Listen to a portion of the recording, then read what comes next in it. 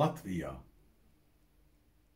Ir laiks būt atkal zemes saimniekiem, laiks izmēst savus pagalmus un staļļus, laiks nezāles no lauka izravēt, laiks atkal zemē savus graudus sēt.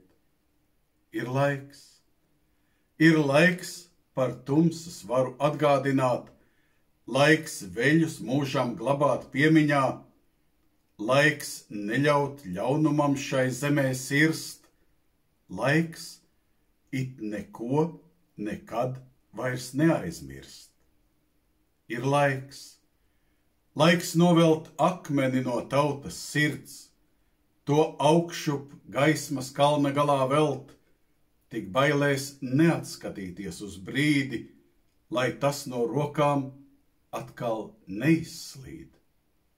Ir laiks uz akmens stipro pili celt, kam droši pastāvēt līdz laika galam, lai paaudzes var brīvi tālāk iet, var beidzot paļāvīgi laimē diet mūs Latvijā.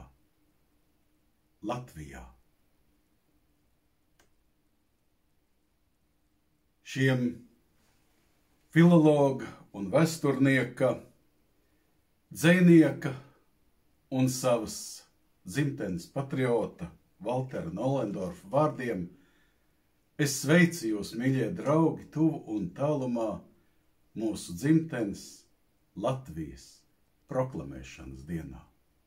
Dievs svētī Latviju!